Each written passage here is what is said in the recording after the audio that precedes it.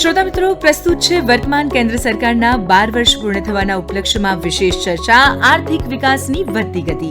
આ કાર્યક્રમમાં અર્થશાસ્ત્રી પ્રોફેસર સોનલ યાદવ સાથે વાતચીત કરી રહ્યા છે ત્રિલોક સંઘાણી. પ્રસ્તુત કરતા દીપશિખા દુર્ગાપાલ. મિત્રો નમસ્કાર. મિત્રો, આપનું સ્વાગત આ વિશેષ કાર્યક્રમમાં. આજે આપણી સાથે છે ડૉક્ટર સોનલ યાદવ. સોનલબેન, આપને નમસ્કાર. નમસ્કાર. મિત્રો, કેન્દ્ર સરકારના 12 વર્ષ પૂર્ણ થયા એ સંદર્ભમાં આપણે જે વિશેષ શ્રેણી ચલાવી રહ્યા છીએ એ સંદર્ભમાં દેશની આર્થિક નીતિઓ પર વાત કરવા માટે આપણી સાથે છે ડૉક્ટર સોનલ યાદવ. તેઓ અમદાવાદની બહુ જાણીતી યુનિવર્સિટી સાથે સંકળાયેલા છે. અર્થશાસ્ત્રના અધ્યાપિકા છે. અર્થશાસ્ત્ર પર એમની પકડ પણ બહુ જ છે.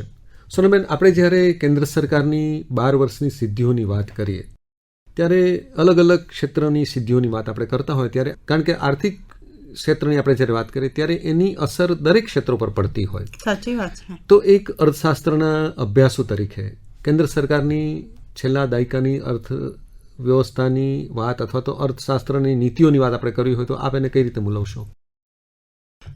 આર્થિક નીતિઓની છેલ્લા 12 વર્ષની આપણે વાત કરીએ ત્રિલોકભાઈ, તો આપણે એને બેઝિક સુવિધાઓથી ચાલુ કરીશું. એટલે ઘરમાં આપણે રહીએ છીએ તો એ ઘરમાં કેટલી બેઝિક સુવિધાઓ આપણને જોઈએ? તો આપણને એક તો ખાવા માટે અનાજ જોઈએ, પાણી જોઈએ, પીવા માટે સ્વચ્છ પાણી જોઈએ, રાંધવા માટે તમને ગેસ જોઈએ, બરાબર. બહાર ફરવા જાઓ તો તમને સારી સુવિધાઓ અને સરસ રોડ જોઈએ, ફ્યુઅલ જોઈએ, રાઈટ.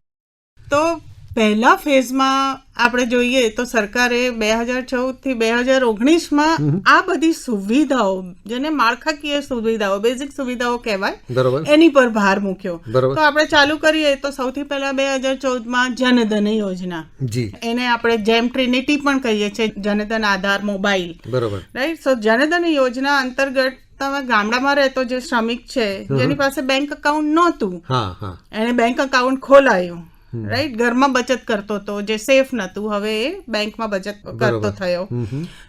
ગવર્મેન્ટે જે ડાયરેક્ટ બેનિફિટ ટ્રાન્સફર, ડીબીટી કહીએ, એનો લાભ એને મળ્યો. એટલે ગવર્મેન્ટની જે લાભ મળતા હતા એ સીધા એના ખાતામાં જમા થાય, રાઈટ. પહેલા વચ્ચે કોઈ વચેટિયો હતો, બરોબર છે, જે કદાચ ધક્કો ખવડાવતો હતો, એને પૂરા પૈસા નતો આપતો. તો એ ડાયરેક્ટ બેનિફિટ ટ્રાન્સફરના પણ ફાયદાઓ આ બેંક અકાઉન્ટ ખુલ્યું એનાથી મળ્યું, બરોબર. અને એ સલામત રીતે બચત પણ કરી શકે છે, બરોબર. એટલે નાણાકીય સલામતી છે, લીકેજીસ ઘટ્યા, જે આપણે કહીએ. બીજી વાત કરીએ તો વીજળી, તમને ઇલેક્ટ્રિસિટી જોઈએ. ખૂણે ખૂણે નાના નાના ગામમાં સૌભાગ્ય યોજના હેઠળ હવે વીજળી પહોંચી, બરોબર. તો વીજળી પહોંચી તો શું ફાયદા થયા? તો પહેલા તમે 6 વાગ્યા સુધીમાં કામ આટોપી લેતા હતા.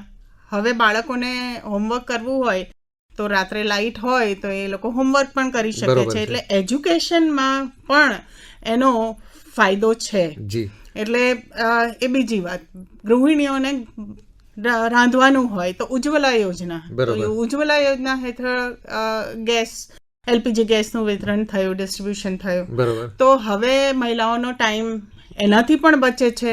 સ્વાસ્થ્યમાં સુધારો થયો, કારણ કે લાકડા વીણવા જતી હતી તો ટાઈમ બહુ થતો હતો, પછી ચૂલામાં એ રાંધતી હતી તો ધુમાડા ના લીધે એના લંગ્સ ખરાબ થતા હતા. તો આપણે ઇનડાયરેક્ટલી કહીએ તો હેલ્થમાં પણ સુધારો દેખાય છે ક્લિયરલી, અને ટાઈમ બચે છે તો એ ટાઈમમાં કંઈક બીજું પણ કરી શકે છે, રાઈટ. અને આપણે જાણીએ છીએ કે મહિલામાં ઉદ્યોગ સાહસિકતા ખૂબ છે. એ કંઈ નાનું મોટું કામ, સીવણ કામ છે કે ભરત કામ છે, એવું કામ કરીને એ પોતે એક ઉદ્યોગ સાહસિક બની શકે છે, જેના ચાન્સ પહેલા નતા, કારણ કે ઘરમાં જ એટલો બધો ટાઈમ જતો રહેતો હતો. પછી આપણને શું જોઈએ તો ટોયલેટ. આપણે જાણીએ છીએ કે પહેલા તો આટલા વર્ષોમાં એવા કેટલા ઘર હતા કે મોસ્ટલી 90% ઘર એવા હતા જેમાં ઓપન ડિફિકેશન, એટલે ટોયલેટ જ, બીજો કોઈ વિકલ્પ નહોતો. હા, કોઈ વિકલ્પ જ નતા. એટલે ટોયલેટ છે એ બંધાયા. ટોયલેટ બંધાયા તો એમાં પણ સેનિટેશન, તમે કહીએ તો હેલ્થમાં સુધારા થયા, કારણ કે ઓપન ડેફિકેશન છે એ અટકી ગયું. એટલે ટોયલેટ બન્યા તે એક બહુ જ મોટો ફાયદો એમાં પણ છે, કારણ કે બહેનોને પહેલા વહેલી સવારે જવું પડતું, હવે એમને એની ચિંતા નથી. એટલે એમની સેફટી પણ એક આપણે જોઈએ તો એ પણ વધી છે. પછી આપણે જોઈએ તો જીએસટી, તરત જ તમે જુઓ તો 2014માં સરકાર આવી, પછી જીએસટી આવી, તો જીએસટી પણ એક બહુ મોટું રિફોર્મ છે. બરોબર. પહેલા આટલા બધા તમારે જે ઇનડાયરેક્ટ ટેક્સ હતા એ હવે સબઝ્યુમ થઈ ગયા એક જીએસટીમાં. બરોબર છે. અને આપણે જાણીએ છીએ કે ઘણા બધા જે રેવન્યુઝ પહેલા કરતા અત્યારે જીએસટી થકી રેવન્યુ પણ સરકારના વધ્યા છે. એટલે બિઝનેસ માટે આજે ગુજરાત રેફ્રિજરેટર બનાવતું હોય તો એ રેફ્રિજરેટર ઇઝીલી એ મહારાષ્ટ્રને પહોંચાડી શકે છે અને તમે એમાં જીએસટી ક્રેડિટ પણ લઈ શકો, એટલે રેવન્યુ માં પણ વધારો થયેલો છે. એટલે સોનલબેન, આપણે એક વાક્યમાં કેવું હોય તો આર્થિક નીતિની જે અસર હોય છે જીવનના બીજા ક્ષેત્રો પર પણ પડે છે. એટલે એક આર્થિક નીતિ વિશે કોઈ નિર્ણય લેવાય, એનો ફાયદો આપણી લાઈફની ક્વોલિટી પર પણ પડે એવું આપણે કહી શકીએ. ચોક્કસ. કારણ કે તમે જુઓ તો આ બધી જે યોજનાઓ છે એના થકી ક્વોલિટી ઓફ લાઈફ છે એ ઇમ્પ્રૂવ થઈ. એક્ઝેક્ટલી. લોકોની ઇન્કમ વધી, લોકોને રોજગારી મળી, લોકો સારું ખાતા થયા. પહેલા ભૂખમરો એક મોટો પ્રશ્ન હતો, આજે ભૂખમરાથી કોઈ નથી મરતું, કારણ કે સરકાર 80% જનતાને ફ્રી ધાન્ય આપે છે.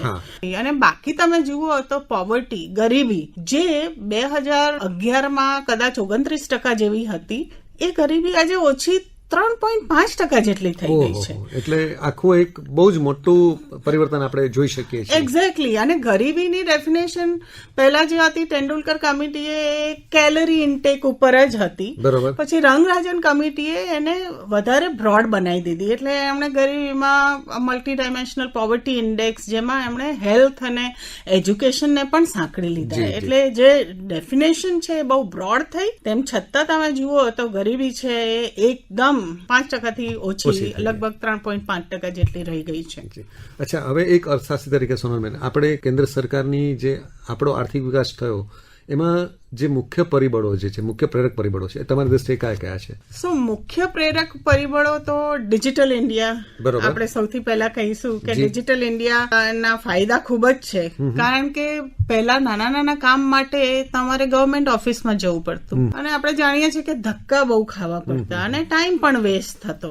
ડિજિટલ ઇન્ડિયાથી તમે નવો ધંધો બી ચાલુ કરવો હોય તો તમે ઓનલાઈન પોર્ટલ ખોલીને એમાં રજીસ્ટર કરી શકો છો. બરોબર છે. તો એક બહુ મોટું રિફોર્મ તમે ડિજિટલ ઇન્ડિયાને કહી શકો. બરોબર. સ્ટાર્ટઅપ ઇન્ડિયા, જી, રાઈટ. આજે આપણે જોઈએ છે કે સ્ટાર્ટઅપ ઇન્ડિયા અંતર્ગત લગભગ 139 જેટલી યુનિકોર્ન બની, જેની નેટવર્ક છે કે 1 બિલિયન થી વધારે છે.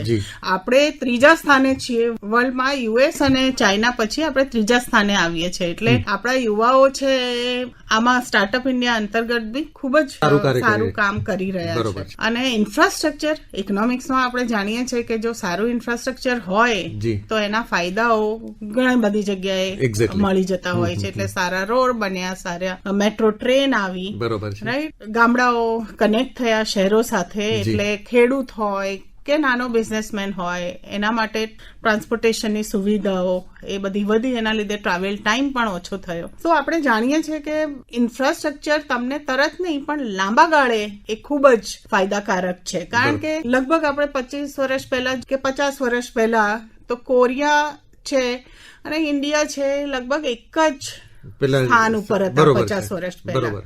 પણ આજે આપણે જોઈએ કે કોરિયા ખૂબ આગળ નીકળી ગયું. કેમ? કારણ કે કોરિયાએ સૌથી પહેલા ઇન્ફ્રાસ્ટ્રક્ચર, એજ્યુકેશન, હેલ્થ પર ભાર મૂક્યો. કદાચ આપણે આઝાદી પછી આ વસ્તુઓને મિસ કરી ગયા. બરોબર છે. આજે હવે આ સરકારે ચાલુ કર્યું છે તો ઇન્ફ્રાસ્ટ્રક્ચર છે, હેલ્થ. જો સારી તબિયત હશે તો પ્રોડક્ટિવિટી વધશે, પ્રોડક્ટિવિટી વધશે, ઉત્પાદન ક્ષમતા, તો અલ્ટિમેટલી ગ્રોથ થવાનો જ છે. બરોબર છે. અને જે આપણે આયુષ્યમાન ભારત યોજના છે એના અંતર્ગત પણ આપણે જાણીએ છીએ કે છેવટના માણસને, ગરીબ માણસને પણ આજે હોસ્પિટલમાં સર્જરી હોય કે દાખલ કરવાનું હોય, આરોગ્યલક્ષી સુવિધાઓ એના માટે પણ પ્રાપ્ય થઈ ગઈ છે. એટલે બહુ નાની વસ્તુઓ છે પણ એ ખૂબ જ જરૂરી વસ્તુ છે. એટલે આપણે એવું કહી શકીએ સોનાબેન કે કેન્દ્ર સરકારનું focus ease of doing business ઉપર છે, એટલે કે વ્યવસાય કરવાની સરળતા ઉપર છે અને એનો ફાયદો સામાન્ય માનવી સુધી પહોંચી રહ્યો છે. ચોક્કસ. સો ઇઝ ઓફ ડુઈંગ બિઝનેસની વાત કરીએ તો 2014 પહેલા આપણે કદાચ 169માં સ્થાને હતા, આજે આપણે 63માં સ્થાને આવી ગયા. એટલે બહુ મોટી પ્રગતિ, એટલે બહુ મોટી પ્રગતિ છે. તો ઇઝ ઓફ ડુઈંગ બિઝનેસના લગભગ 10 પરિબળો છે, પેરામીટર્સ, જેમાં મેઇનલી આપણે જાણીએ તો કન્સ્ટ્રક્શન પરમિટ લેવી, બરોબર, કે ઇલેક્ટ્રિસિટીની પરમિટ મળી જાય. બરોબર છે. સૌથી મોટું છે એ લેબર રિફોર્મ્સ થયા, જેમાં તમને જે ઉદ્યોગ સાહસિક છે એને ફ્લેક્સિબિલિટી મળી લેબર રિફોર્મ્સના અંતર્ગત. એટલે જે કોમ્પ્લિકેશન હતા 29 લેબર લોસ હતા જેને 4 જ લેબર કોડમાં કન્વર્ટ કરી દીધા. એટલે ખૂબ જ સુવિધાજનક થઈ ગયું, પેપર વર્ક ઓછું થઈ ગયું, સિંગલ વિન્ડો ક્લિયરન્સ. એટલે તમારે પહેલા એક ઉદ્યોગ ચાલુ કરવો હોય તો કદાચ 4-5 મહિના લાગી જતા. બરોબર. આજે તમારે એ સમય એકદમ ઓછો થઈ ગયો છે. એટલે પ્રમાણમાં સુગમ બન્યું બધું. કરેક્ટ. એટલે બહારની કંપનીઓને પણ અહીંયા બિઝનેસ કરવા આવવું હોય તો એ કદાચ એને પ્રોત્સાહન મળે છે, જેને આપણે ઇકોનોમિક્સમાં ફોરેન ડાયરેક્ટ ઇન્વેસ્ટમેન્ટ કહીએ, કે બહારની કંપનીઓ અહીંયા આવીને પોતાનું બિઝનેસ કરશે, જેના કારણે અહીંયાના લોકોને પણ ફાયદો થશે ને ત્યાંના લોકોને ફાયદો થશે, આપણને વિદેશી હુંડિયામણ મળશે. કેન્દ્ર સરકારનું એક ધ્યેય એ પણ છે કે ભારત વૈશ્વિક ઉત્પાદન કેન્દ્ર બને. એક અર્થશાસ્ત્રી તરીકે આપનો શું અભિપ્રાય છે? વૈશ્વિક ઉત્પાદન કેન્દ્ર બનવા માટે પણ સરકારે ઘણી બધી યોજનાઓ છે એની પર ભાર મૂક્યો. દાખલા તરીકે મેક ઇન ઇન્ડિયા. બરોબર. તમે અહીંયા આવો અને અહીંયા ઉત્પાદન કરો. બરોબર છે. અને પ્રોડક્શન લિંક ઇન્સેન્ટિવ સ્કીમ, કે તમે વધારે પ્રોડ્યુસ કરશો તમને વધારે ઇન્સેન્ટિવ મળશે. બરોબર. તો આ બધી જે યોજનાઓ છે એ અલ્ટિમેટલી ટોટલ પ્રોડક્શનમાં વધારો કરશે, ઉત્પાદકતા વધશે, અને બાકી જે ક્વોલિટી ઓફ લાઈફની આપણે વાત કરી કે આરોગ્ય સારું હશે, એજ્યુકેશન સારું હશે, સ્કિલ હશે, તો કદાચ એને આપણે વધારે ઉત્પાદનમાં કન્વર્ટ કરી શકીશું. એટલે આજનો યુવા છે એ ભણેલો હશે અને સ્કિલ્ડ હશે તો ઓબ્વિયસલી એ વધારે સારું પ્રોડ્યુસ કરશે, કારણ કે એની ઉત્પાદકતા વધારે હશે. તો એ રીતે આપણે જોઈએ તો ટોટલ જે આઉટપુટ છે અને ગ્રોથ છે, આજે ભારત છે ફાસ્ટેસ્ટ ગ્રોઈંગ ઇકોનોમીમાં આવે, લગભગ 7% ગ્રોથ વિશ્વમાં કોઈ દેશનો નથી, જે બતાવે છે કે આપણે સાચા રસ્તે છીએ. હા, સાચા રસ્તે છીએ. બરોબર. હવે એક અર્થશાસ્ત્રી તરીકે સોનમને એક વાક્યમાં જવાબ મારે તમને પૂછવો હોય કે ફક્ત આર્થિક વૃદ્ધિ પૂરતી કે સમાવેશી વૃદ્ધિ પૂરતી? મારા મતે સમાવેશી વૃદ્ધિ પૂરતી, ઇન્ક્લુઝિવ ગ્રોથ હોવો જોઈએ. બરોબર છે. એટલે વિકાસ તો જ કામનો કે જો એ બધાને આવરી લે. અને જે શરૂઆતમાં મેં કીધું એમ છેવટના માણસને પણ આ વિકાસ છે એ આવરી લે છે. પછી એ ખેડૂત હોય તો એગ્રીકલ્ચરમાં આટલી બધી સ્કીમ આવી, કે એને પણ ડ્રોન દીધી, તો બહેનોને પણ આવરી લીધા. પહેલા કોઈ બહેનો વિશે વિચારતું જ નતું. પણ આપણે જો પીરિયોડિક લેબર ફોર્સ સર્વેના ડેટા જોઈએ તો જેટલી બહેનો આજે એમ્પ્લોયડ છે એમાં લગભગ 80% બહેનો તો એગ્રીકલ્ચરમાં જ કામ કરે છે. તો એ જે કામ કરે છે એમને કંઈક તો ફાયદો થવો જોઈએ. તો આ ડ્રોન દીદી એ એગ્રીકલ્ચરમાં ઉદ્યોગ સાહસિકતા વધારવા માટે બહેનોને આ ડ્રોન આપવામાં આવે છે, ટ્રેનિંગ આપવામાં આવે છે સેલ્ફ હેલ્પ ગ્રુપની જે બહેનો છે એમાં. સો એનાથી કેટલો ફાયદો થાય, તમે ફોરકાસ્ટ કરી શકો, તમે સારું વાવણી કરી શકો, ઘણા બધા ફાયદા. હા, અને સોઇલ હેલ્થ કાર્ડ એ પણ દરેક ખેડૂતને એ કદાચ પ્રાપ્ય બન્યા છે. લખપતિ દીદી, એટલે બહેનો ઉદ્યોગ સાહસિક છે પણ એમની પાસે મૂડી નથી, તો સરકાર એમને એમાં પણ હેલ્પ કરી લે છે. એટલે કદાચ આવતા સમયમાં એવું થશે કે ઘણી બધી બહેનો છે એ લેબર ફોર્સમાં એન્ટ્રી લેશે, અને ધીમે ધીમે વધી રહ્યું છે. 23% હતું, એનાથી હવે 45% જેવી બહેનો લગભગ હવે લેબર માર્કેટમાં છે, જેનો મતલબ એમને કામ કરવું છે અને એમને અવસર મળે છે તો એ કામ કરે છે ઘરની બહાર. તો પ્રધાનમંત્રીશ્રીનું એક ધ્યેય છે કે 2047 સુધીમાં ભારતને વિકસિત ભારત બનાવવું. તો એના સંદર્ભમાં એક અર્થશાસ્ત્રી તરીકે આપનો સંદેશ યુવા મિત્રો માટે અને શ્રોતા મિત્રો માટે શું રહેશે? ચોક્કસ, હું તો ઓપ્ટિમિસ્ટિક છું. એટલે 2047માં આપણે વિકસિત ભારત થઈશું જ. બરોબર છે. જે રીતે હેલ્થ અને એજ્યુકેશન અને સ્કિલ ઉપર સરકાર ભાર મૂકી રહી છે, એનાથી ચોક્કસ છે એ આજનો યુવા છે ભારતને આગળ લઈ જવાનો છે. મારું તો એવું કેવું છે કે આજે નોકરી શોધવાની જરૂર નથી, નોકરી આપો. બરોબર છે. તમે એવી તકો નિર્માણ કરો કે તમે 10 લોકોને નોકરી આપો. બરોબર. અને જો તમે જોબ સીકરની જગ્યાએ જોબ ગીવર બનશો તો આઈ થિંક અનએમ્પ્લોયમેન્ટનો પ્રોબ્લેમ છે એ સોલ્વ થઈ જશે.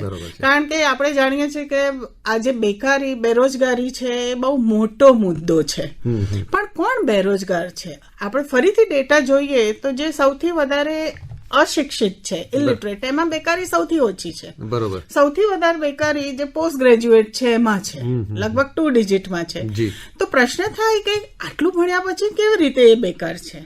તો આપણે એ રીતે પણ જોઈ શકીએ કે જે પોસ્ટ ગ્રેજ્યુએટ છે એ રાહ જોઈ રહ્યો છે કરેક્ટ ઓપોર્ચ્યુનિટી, એટલે એ વેઇટ કરી શકે છે. બરોબર છે. જ્યારે જે ઇલિટરેટ છે એ વેઇટ નથી કરી શકતો, એને એના ઘર માટે કમાવાનું છે, એના મા બાપને ભરણ પોષણ આપવાનું છે. જ્યારે આ જે ભણેલો ગણેલો છે એને ફ્રીડમ છે, એના પેરેન્ટ્સ છે એ કહે છે કે ઓકે બેટા તું રાહ જો, કરેક્ટ ઓપોર્ચ્યુનિટી આવે ત્યારે તું એન્ટર થા, કોઈ ઉતાવળ નથી, ત્યાં સુધી તું બીજી એકાદ ડિગ્રી લઈ લે. તો over a period of time એજ્યુકેશનમાં પણ એનરોલમેન્ટ ખૂબ વધ્યું છે. જે લેટેસ્ટ અસર ડેટા પણ બતાવે છે કે બહેનોમાં એનરોલમેન્ટ વધારે વધ્યું છે ભાઈઓ કરતા. એટલે એક બહુ જ ખુશીની વાત છે, સારું ચિહ્ન છે. હા, જેનો મતલબ એ થયો કે હાયર એજ્યુકેશન માટે પેરેન્ટ્સ છે બહેનોને મોકલે છે. અને કેમ મોકલે છે? કારણ કે યુનિવર્સિટી ને એટલી કોલેજો બની. બરોબર. તમે જુઓ તો 1000 થી વધારે યુનિવર્સિટી બની છે ને, અને કેટલી બધી નવી કોલેજો ખુલી, એટલે બહેનો છે એ આરામથી નાનું ડિસ્ટન્સ ટ્રાવેલ કરીને કોઈ બી કોલેજમાં એડમિશન લઈ શકે છે. એટલે એક રીતે જોઈએ તો માળખાકીય સુવિધાઓમાં જે સુધારો થયો, આપણે જે શૈક્ષણિક કે બીજી કોઈ પણ બધી સુવિધાઓ હોય, બધી સુવિધાઓનો વધારો થયો, અને એની અસર આપણી જીવનની, આપણી લાઈફની ક્વોલિટી પર પડી રહી છે. ચોક્કસ. તો સોનલબેન, આપણે ભારત સરકારની જે છેલ્લા 12 વર્ષની જે કેન્દ્ર સરકારની આર્થિક નીતિઓ છે એ વિશે આપણે એક ચિત્ર શ્રોતાઓ સુધી પહોંચાડવાનો પ્રયાસ કર્યો. આપણે બધા જ આશાવાદી છીએ કે આપણું જે સ્વપ્ન છે કે ભારતને એક વિકસિત ભારત 2047 સુધીમાં બનાવવું, એમાં આપણે પણ આપણું યોગદાન આપી શકીએ આશા સાથે. આપનો આભાર અને આપને ખૂબ શુભેચ્છાઓ. Thank you. ખૂબ ખૂબ આભાર ત્રિલોકભાઈ આપનો પણ. અને આઈ વિશ 2047 સુધી ઇન્ડિયા વિકસિત ભારત બને. જી. અને એમાં આપણે આપણું યોગદાન આગળ આપી શકીએ. Thank you. શ્રોતા મિત્રો, હમણાં જ આપ સાંભળી રહ્યા હતા વર્તમાન કેન્દ્ર સરકારના 12 વર્ષ પૂર્ણ થવાના ઉપલક્ષ્યમાં વિશેષ ચર્ચા, આર્થિક વિકાસની વધતી ગતિ. આ ચર્ચામાં અર્થશાસ્ત્રી પ્રોફેસર સોનલ યાદવ સાથે વાતચીત કરી રહ્યા હતા ત્રિલોક સંઘાણી. પ્રસ્તુત કરતા દીપશિખા દુર્ગાપાલ.